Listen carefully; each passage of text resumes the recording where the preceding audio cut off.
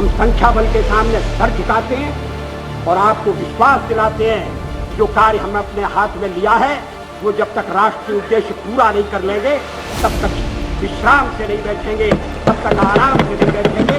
अध्यक्ष महोदय, मैं अपना त्यागपत्र राष्ट्रपति महोदय को देने जा रहा हूँ।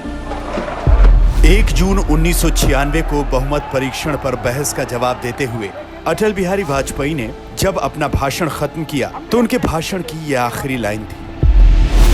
मैं अपना त्यागपत्र राष्ट्रपति महोदय को देने जा रहा हूँ। इससे पहले 161 सीट होने और सबसे बड़ा दल होने के बावजूद सहयोगी न मिलने की वजह से सरकार जाने का अफसोस उनके भाषण में कई बार छलका था। इस समय ये बात ठीक है, हमारे साथ कोई नहीं है और फिर जब हम कहें कि हमारे साथ अकाली दल है जो अभी चुनाव जीत कर आया है। He is not pro BJP, he is anti Congress. That is why he is going.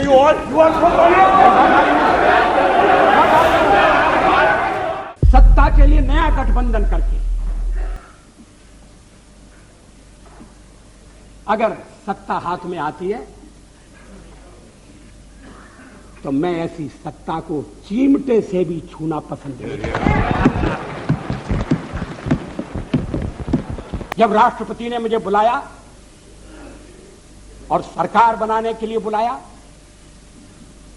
और कहा कि कल आपके मंत्रियों की शपथ विधि होना चाहिए और 31 तारीख तक आप अपना बहुमत सिद्ध कीजिए, तो क्या मैं मैदान छोड़कर चला जाता? 1996 में बीजेपी सरकार नहीं बना पाई और बीजेपी के खिलाफ कई दलों ने संयुक्त मोर्चे की सरकार बनाई।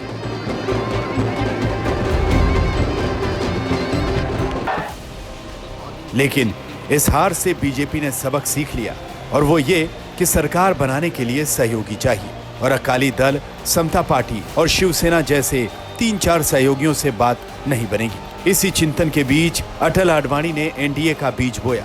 अटल आडवाणी ने कई छोटे छोटे दलों से बात कर उन्हें सरकार बनने पर कॉमन मिनिमम प्रोग्राम का फॉर्मूला समझाया और बीजेपी के प्रति उस छुआछूत के भाव को दूर करने की कोशिश की जिसकी वजह से 1996 में बीजेपी को सहयोगी नहीं मिल पाए थे। कोशिश रंग लाई और 16 दल साथ आ गए। बीजेपी के अलावा तब एनडीए में पश्चिम बंगाल से नई बनी तृणमूल कांग्रेस, तमिलनाडु और पुडुचेरी से एआईएडीएमके, बिहार और यूपी से समता पार्टी, महाराष्ट्र से शिवसेना, ओडिशा से बीजू जनता दल और सिक्किम से सिक्किम डेमोक्रेटिक फ्रंट जैसे कई पार्टियां साथ थीं।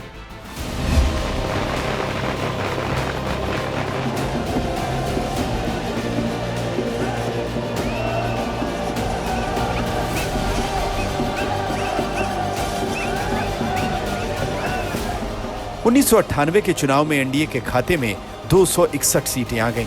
बीजेपी ने सबसे ज्यादा 182 सीटें जीती थी। पार्टी ने किसी तरह सरकार बना ली। मैं अटल बिहारी वाजपेयी ईश्वर की शपथ लेता हूँ। लेकिन ये ज्यादा दिन तक चली नहीं। 17 अप्रैल 1999 को जयललिता ने सरकार से समर्थन वापस ले लिया। कहा जाता है कि जयललिता ने वाजपेयी सरकार से समर्थन इसलिए वापस ले लिया क्योंकि प्रधानमंत्री ने उनके खिलाफ लंबित भ्रष्टाचार के मामलों को वापस लेने और तमिलनाडु में डीएमके शासन को बर्खास्त करने से इनकार कर दिया था। उस दौरान का एक किस्सा ये भी है कि सुब्रमण्यम स्वामी ने जयललिता को उकसाया था क्योंकि वाजपेयी ने उन्हें वित्त मंत्री नहीं बनाया था।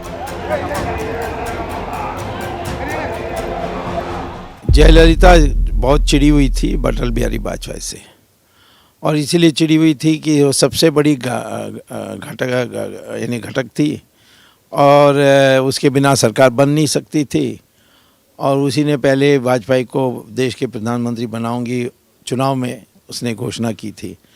तो उसकी अपेक्षा थी कि जो वो कैबिनेट पोस्ट मांगेंगे उसको वाजपेयी देगा और उसने मुझे फाइनेंस मिनिस्टर बनाने के लिए क्या अखबारों में उन दिनों में 1998 में जब सरकार बनी तो ये अखबार में बहुत आया था कि जयललिता की डिमांड है, बट वाजपेयी को मेरे से यानी नफरत थी तो उन्होंने हाँ कह के आखिर में बनाया नहीं। तो उससे वहाँ चिढ़ना शुरू हुआ। बहुत जल्दी चिढ़ जाती थी जयललिता। तो वो मुझे कहने लगी कि सरकार को गिराना है, सरकार को गिराना है। मैं अटल बिहारी वाजपेयी ईश्वर की शपथ लेता हूँ 1999 में जब फिर चुनाव हुए तो बीजेपी फिर सबसे बड़ी पार्टी बनी और 13 दलों के गठबंधन के साथ अटल बिहारी वाजपेयी तीसरी बार प्रधानमंत्री बने और अटल बिहारी ने हर मुमकिन कोशिश की जिससे गठबंधन बचा रहे। उस दौरान एनडीए में शामिल ममता बनर्जी कई बार नाराज हुई। 2001 में तो बंगाल के हामिदपुर इलाके में हुई हिंसा में 11 तृणमूल कार्यकर्ताओं के मारे जाने पर लेफ्ट सरकार को बर्खास्त करने की मांग वो कर रही थी और कुछ कार्रवाई ना होते देख नाराज हुई और सीधे अटल बिहारी के ऑफिस पहुंचकर अपने झोले से हड्डियां और कंकाल की खोपड़ी निकालकर टेबल पर रख दी। पोटा के दुरुपयोग को लेकर डीएमके प्रमुख करुणानिधि खासे नाराज हुए तो अटल बिहारी वाजपेयी ने पार्टी के भीतर कई नेताओं से बात कर इस मामले को सुलटाया। जब बीजेडी के अंदर कुछ असंतुष्ट नेता बीजेपी में जाने की सोच रहे थे तब तत्कालीन स्टील मंत्री नवीन पटनायक ने इसकी शिकायत अटल बिहारी वाजपेयी से की और उन्होंने इस मुद्दे को शांत कराया। 2002 में रामविलास पासवान गुजरात दंगों में नरेंद्र मोदी की भूमिका से नाराज होकर एनडीए छोड़ गए। हालांकि उन्हें भी अटल बिहारी वाजपेयी ने समझाया लेकिन वो नहीं माने। वो अलग बात है कि रामविलास पासवान 12 साल बाद मोदी की अगुवाई में एनडीए में ही मंत्री बने और अपने निधन तक मंत्री रहे। अटल बिहारी वाजपेयी की खूबी रही कि वो ज्यादातर मामलों में गठबंधन के सहयोगियों की नाराजगी को दूर कर लेते थे। 2004 तक अटल बिहारी वाजपेयी एनडीए के प्रमुख रहे। उसके बाद लाल कृष्ण आडवाणी 2014 तक एनडीए के चेयरमैन रहे। 2014 में पहली बार बीजेपी ने अपने दम पर बहुमत हासिल किया लेकिन एनडीए नए रूप में सत्ता में शामिल रहा। 2024 आते आते एनडीए के कई साथी इधर उधर होते रहे लेकिन नीतीश और नायडू फिर साथ हैं जो अटल बिहारी वाजपेयी सरकार में भी थे। एनडीए में कोई भी राजनीतिक दल बड़ा और कोई भी राजनीतिक दल छोटा नहीं है। हम सभी एक लक्ष्य के लिए आगे बढ़ रहे हैं। आपने देखा है 2014 हो या फिर 2019 भाजपा को बहुमत से अधिक सीटें मिली लेकिन सरकार एनडीए की ही रही, एनडीए की भागीदारी बनी रही। बहरहाल नरेंद्र मोदी ने जब ये बात की थी तब बीजेपी बहुमत में थी। अब मामला अलग है और इसीलिए अब एनडीए के मुखिया के तौर पर नरेंद्र मोदी की चिंताएं भी अलग हैं। आज तक ब्यूरो।